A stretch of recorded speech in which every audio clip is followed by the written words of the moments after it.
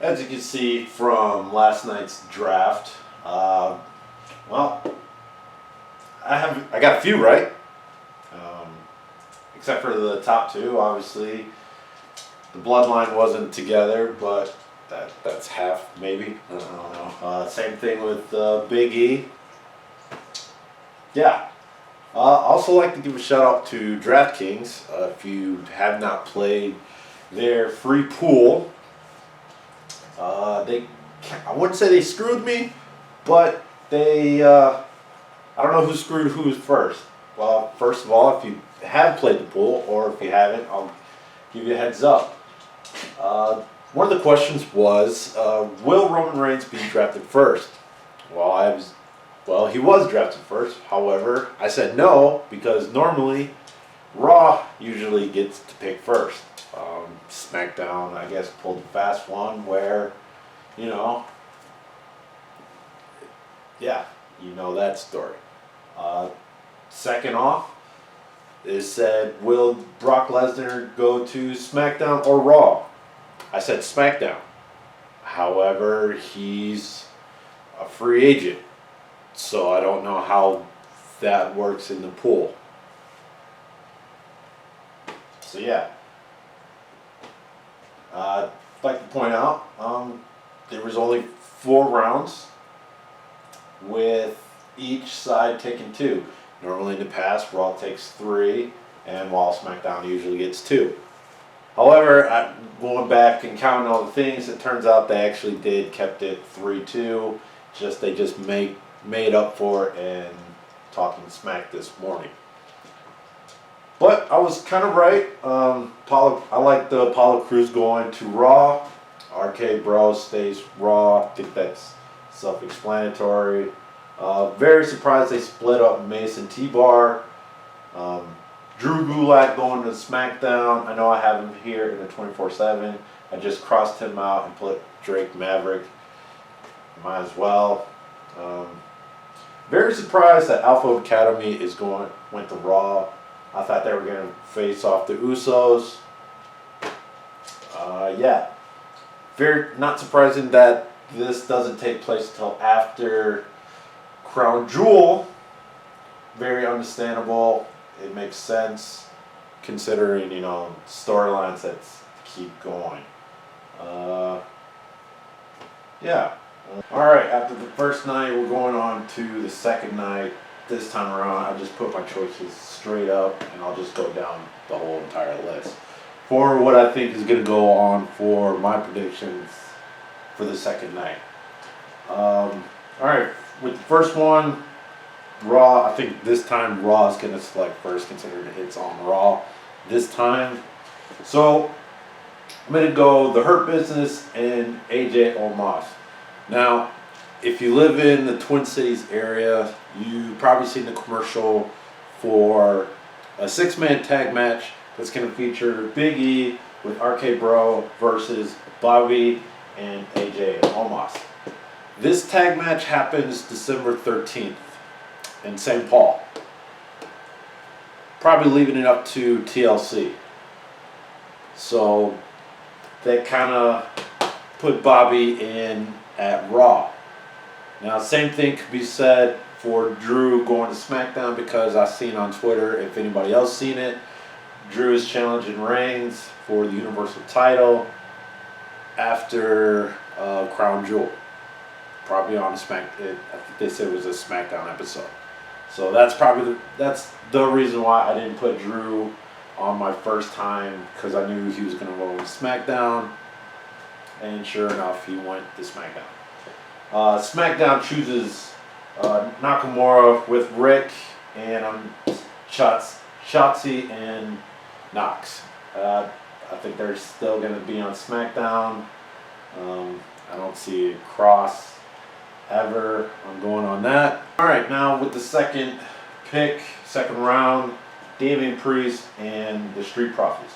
Now, the only reason why I think the Street Profits are going back to Raw is because, Montez Ford is married to Bianca Belair, and they tend to keep couples together.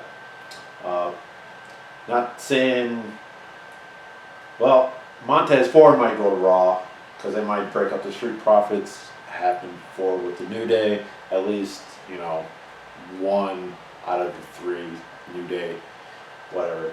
And then Usos, I think they're going to probably go either second or third just to keep that whole, you know, Usos need to stay on SmackDown, keep the bloodline together. But Jimmy's married to Naomi, so I think that's pretty obvious of what's going to happen there. And jumping ship is Karrion Kross going to SmackDown. All right, third round. Alexa Bliss, I think she's going to stay over on Raw. This time, I think Liv Morgan is going to jump ship, go to Raw, probably have these two go at it. Once I think she turns back into, you know, the whole 5 Feet of Fury, still hoping that she'll come back around for that thing. SmackDown. Carmella stays on SmackDown. I know I had her going to Raw, but then I realized maybe she'd just stay on SmackDown. So, but then again, Eva Marie would go to SmackDown instead, because Carmella's going out with, I hate that dude's name. I can't think of his name right now. But there's no way he's going to play favorites between these two, as we've seen in the past.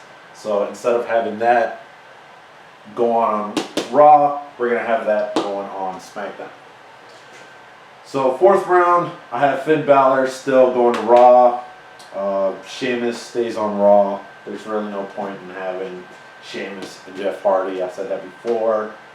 Even though I had them both going to SmackDown, might as well just keep Sheamus over here on Raw and have him fight for the WWE Championship, considering he was bumped back on down list for the U.S. title. Going to SmackDown, Viking Raiders and Shayna Baszler. We still need that Shayna Baszler versus Charlotte Flair, at least without outside interference. And that's pretty much the fourth round. There could be a fifth. Who knows? Considering they changed everything up. Sup picks. I still have the Dirty Dogs coming over the Raw. The Humbertos, Angel and Humberto, they're staying over here on Raw. Natalya and Tamina, I still think they're going to come over here, but maybe they'll split. At least more so of Tamina. That way we can have Nia Jax and those two team up. You know, kind of the female version of the Wild Samoans, and Elias will stay over here on Raw. While I'll have Jackson Riker go over here on SmackDown. Sami Zayn will stay over here on SmackDown. Jinder and his crew will go to SmackDown, as well as Ricochet, as well as going to crossover on SmackDown.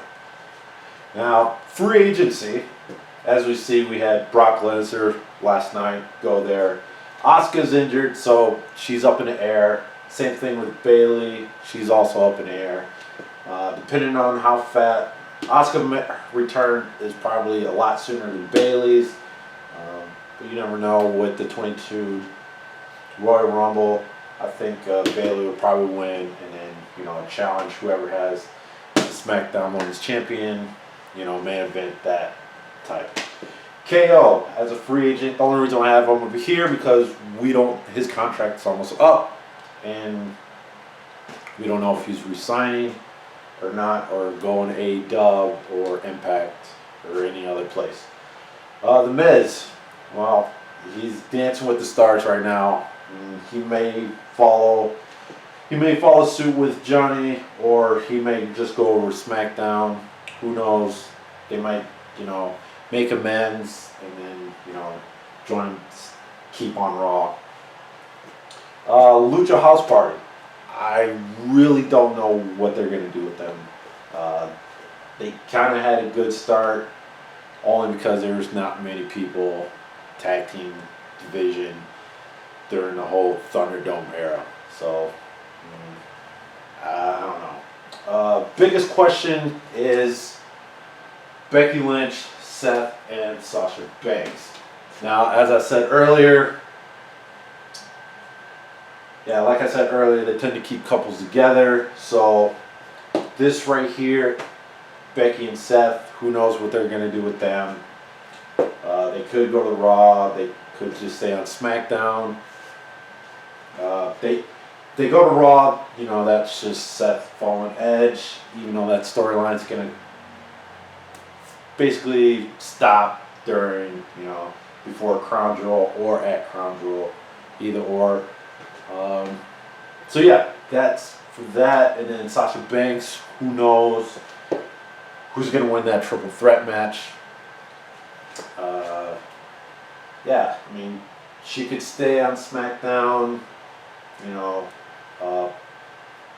Obviously, if she wins, yeah, if she wins, she'll go to Raw and then they'll just swap. Or, you know, since we already know Belair's over there, she's have a higher chance of winning, and then that way they can swap. Or Becky Lynch retains, she's go to Raw and then swap. That way, if Becky goes over there, that we do know in fact Seth is also going there. If Becky's over there, that means Belair or Banks is over here. But if, you know, if Banks is over here, that means Becky's over there. And then we'll get the whole rematch of Flair and Lynch go at it again until Asuka comes back or Bayley comes back, whatever. So yeah, that is my draft for night 2. Hopefully I'll have a lot more right this time, considering the pool is a lot smaller. Chances are higher, but we'll find out. We'll find out in a couple of days. Thanks for looking.